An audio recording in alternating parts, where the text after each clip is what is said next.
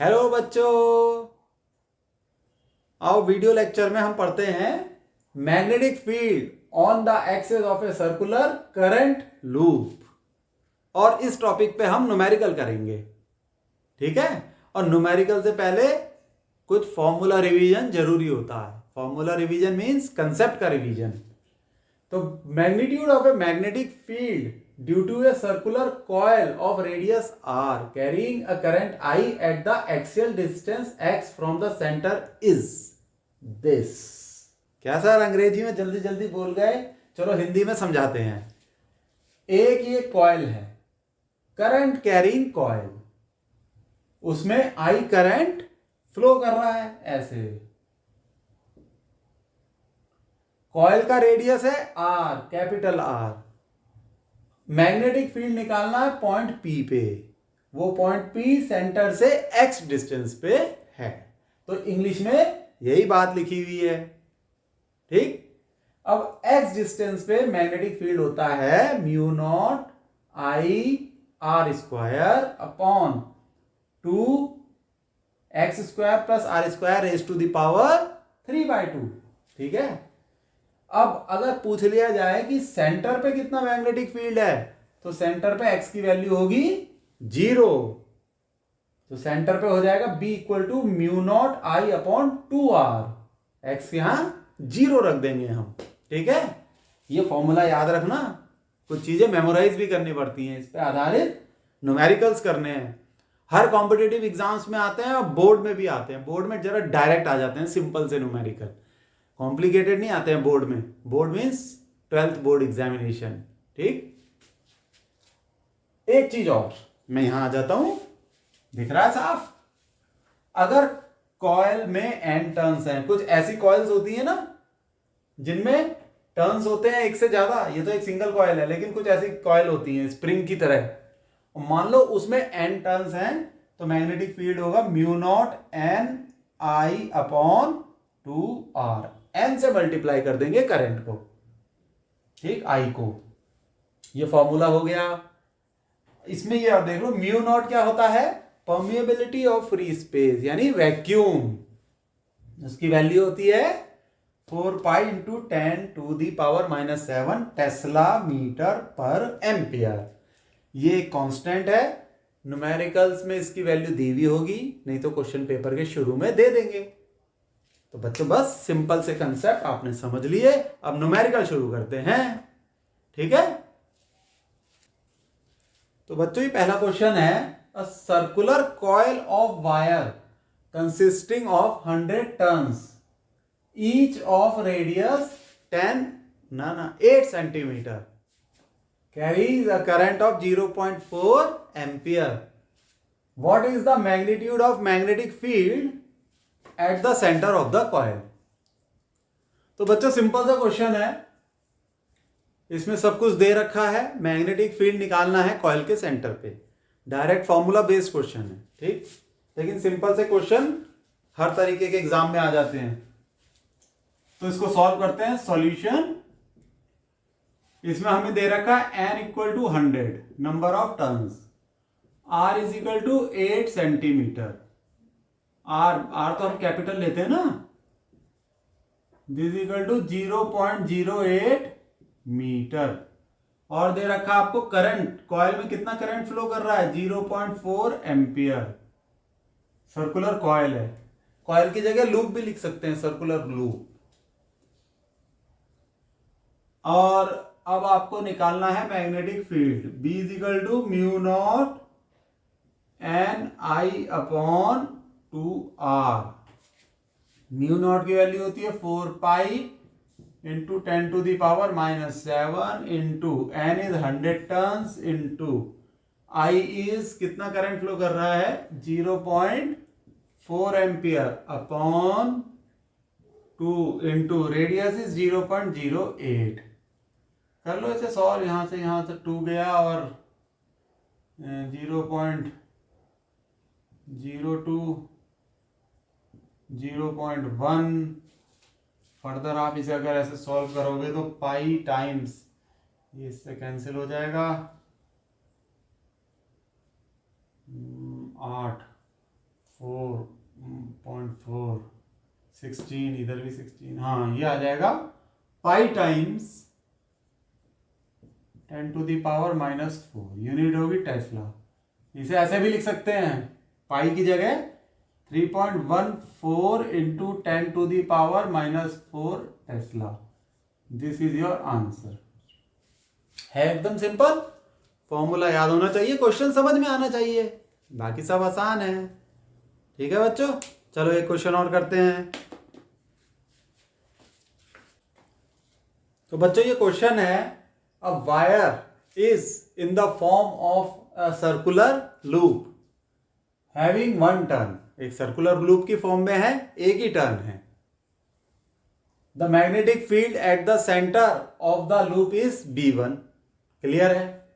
Now the wire is bent into a circular coil of N turns. अब उसी तार को कॉइल में कन्वर्ट कर दिया, स्प्रिंग की तरह कॉइल होती है ना ऐसे, और उस कॉइल के कितने टर्न्स हैं? N टर्न्स हैं।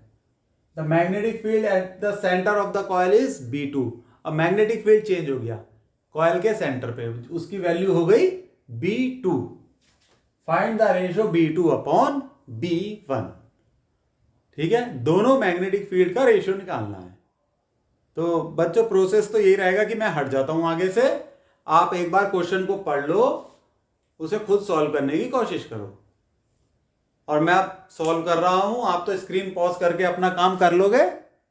कुछ बहादुर बच्चों ने कर भी लिया होगा, वैसे तो सारे बच्चे बहादुर हैं। सॉल्यूशन, चलो सॉल्यूशन करते हैं। पहले केस में, केस वन समझ में आता है क्या है? जब तार एक लूप की फॉर्म में है और लूप में एक टर्न है, तो मैग्नेटिक फील्ड B1 हो जाएगा μ0 I अपॉन 2R। अगर दोनों केसेस में ये गौर करने वाली बात है कि length of the wire is common, यानी लेंथ जो है वो कॉमन रहेगी, रेडियस बदल जाएगी। पहले केस में लूप की रेडियस है R, इसको हम लेंथ की फॉर्म में लिख लेते हैं क्योंकि दोनों केसेस में लेंथ कॉमन है। ठीक है, तो अगर हम इसे लेंथ की फॉर्म में लिखेंगे तो 2πr is equal to length of the wire. ठीक है, L क्या है? Length of wire. ठीक है, तो इसमें 2R रिप्लेस कर देंगे हम, तो 2R is equal to L by pi. तो B1 हो जाएगा μ0 I upon L by pi. तो B1 हो गया μ0 पाई I बाय L। सही हो गया बच्चों। अब हम केस 2 लेते हैं। केस 2 का क्या अर्थ हुआ? जब इसी वायर को हमने कॉइल में कन्वर्ट कर लिया और कॉइल में N टर्न्स हैं, तो मैग्नेटिक फील्ड हो गया B2 which is equal to μ0। Formula क्या होता है? यहां N से मल्टीप्लाई हो जाएगा, करंट दोनों में सेम फ्लो कर रहा है, अपॉन 2 इंटू R। R क्या है? उस कॉइल की जो सर्किल है उसकी रेडियस। इस तरीके की कॉइल है। ठीक है, अब इसमें N टर्न्स हैं, तो ये गौर करने वाली बात है, वो ये कि लेंथ ऑफ द वायर क्या हो जाएगी? Length 2πr। ये तो एक जो टर्न है उसका सरकमफ्रेंस हो गया एक का, और अगर N टर्न्स हैं तो इसको N से मल्टीप्लाई कर दो। This is equal to length of the wire. फिर से समझ लो, चलो यहां ऐसे बना देते हैं, ये है ऐसे है, N टर्न्स हैं कॉइल में, तो लेंथ क्या होगी? इसकी सरकमफ्रेंस हो गई 2πr, इसकी भी 2πr, इसकी भी 2πr, 2πr। ठीक है, तो टोटल मान लो N टर्न्स हैं तो n से मल्टीप्लाई कर दो 2πr को, ये टोटल लेंथ हो जाएगी वायर की। इस तरीके से निकाला है। तो L 2r को यहां रिप्लेस करोगे ना, तो 2r is equal to L upon n pi. तो B2 क्या हो जाएगा, चलो यहां पे मिटा दे, रब करना पड़ेगा, ये रब कर देते हैं, नीचे जाएंगे तो आपको दिखेगा नहीं। चलो साहब यहां लाइन खींच के फाइनल सॉल्यूशन निकालेंगे। B2 equal to mu naught N I upon 2r की जगह रख दोगे L अपॉन n पाई। ये 2r हमने यहां रिप्लेस कर दिया, ठीक है। ये हो गया mu naught N I multiplied by n pi upon l। इसको थोड़ा सा एडजस्ट करो तो n into n square mu naught pi I by L. तो ये mu naught pi I by L हो गया आपका B1 पहले केस में magnetic field. B2 is equal to n square B1 और B2 अपॉन B1 is equal to n square. ये रेशो हमसे पूछा गया है, यही हमारा आंसर है। B2 अपॉन B1 is equal to n square. ठीक है बच्चों, तो ये क्वेश्चन देखो, बस थोड़ा सा दिमाग भिड़ाने का क्वेश्चन था, डिफिकल्ट नहीं कह सकते इसे हम, ठीक है। कॉम्पिटेटिव एग्जाम्स में ऐसा आता है, ठीक। देखो इसे समझो, मैं आगे से हट रहा हूं।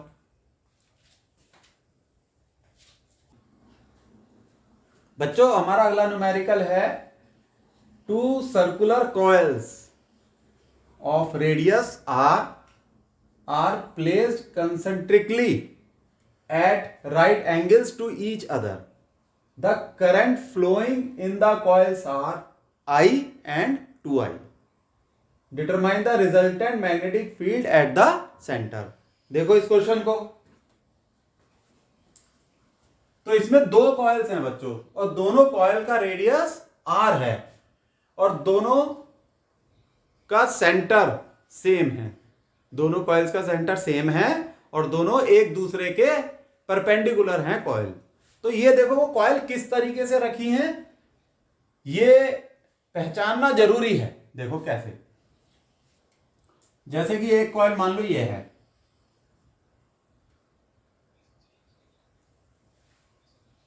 ठीक, दूसरा इसके परपेंडिकुलर है और सेंटर सेम है। ये और ये, दूसरी ये है, और दोनों की रेडियस इक्वल है। ये इसकी रेडियस है r और इसकी भी रेडियस है r,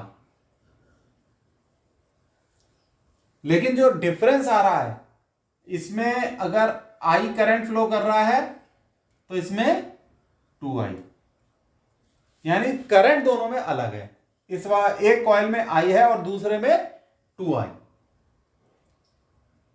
पूछ रहे हैं सेंटर पे मैग्नेटिक फील्ड कितना होगा, तो जो सेंटर पे मैग्नेटिक फील्ड होगा वो दोनों की वजह से होगा, ठीक, ये बात तो क्लियर है। चलो पहले एक की वजह से निकाल लेते हैं। चलो इसे हम दे देते हैं कॉइल 1 और ये कॉइल 2। तो सॉल्यूशन है, in coil 1 magnetic field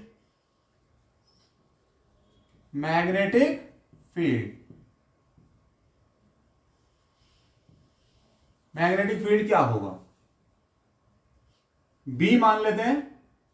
formula हमें पता है, mu naught I upon 2R, ठीक है। इन कॉइल 2 में देखो मैग्नेटिक फील्ड कितना हो जाएगा, बी डैश मान लेते हैं, is equal to mu naught, current कितना है 2I upon 2R, radius same है, दिस इज इक्वल टू 2, ये 2 बाहर ले ले, mu naught I by 2R, सही है, ये B के बराबर है, this is equal to twice of B, यानी कॉइल 1 में मैग्नेटिक फील्ड ये है, तो कॉइल 2 में इसका डबल है, कॉइल 1 का डबल मैग्नेटिक फील्ड है। ठीक, चलो अब इसे रब कर देते हैं, ये बात हमारी सामने आ गई।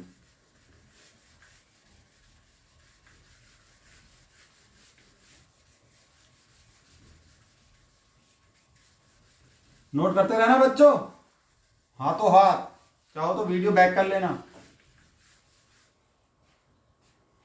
तो जो बात सामने आई वो ये है, B dash equal to twice of B. अब आप देखो, हमें निकालना है रिजल्टेंट मैग्नेटिक फील्ड। ये कॉइल परपेंडिकुलर है, तो सेंटर पे जो मैग्नेटिक फील्ड होगा दोनों का, वो भी एक दूसरे के परपेंडिकुलर होगा। ठीक, बी डैश 2 में मैग्नेटिक फील्ड है और बी 1 में। तो ऐसे देखो आप कि ये अगर B1 है, नहीं B है, और ये, तो B डैश उसके परपेंडिकुलर होगा, और हमें निकालना है B रिजल्टेंट। B रिजल्टेंट हमें निकालना है। ठीक, तो B रिजल्टेंट, चलो वैसे लिख लेते हैं जैसे बोर्ड के एग्जाम में लिखते हैं, रिजल्टेंट मैग्नेटिक फील्ड, टेंट मैग्नेटिक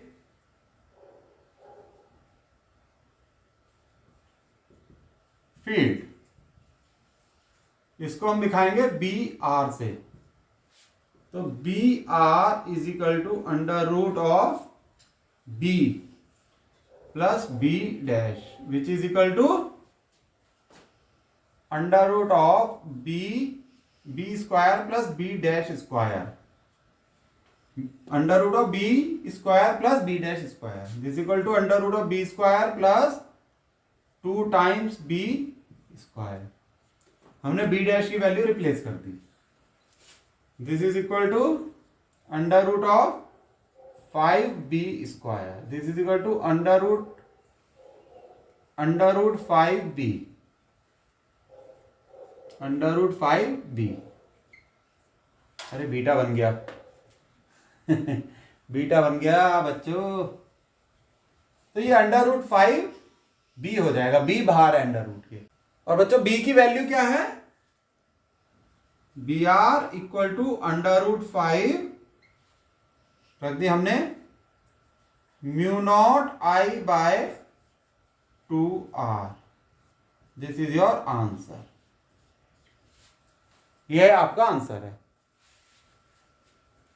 ठीक है बच्चों, आज के लिए इतना बहुत है। क्वेश्चन को देखो, समझो, एक बार और ट्राई करो इन क्वेश्चंस को, आपका कंसेप्ट बनेगा, अंडरस्टैंडिंग बनेगी, फिर आप कोई भी क्वेश्चन कर सकते हो। ठीक बच्चों, आज के लिए इतना बहुत है। Bye, see you.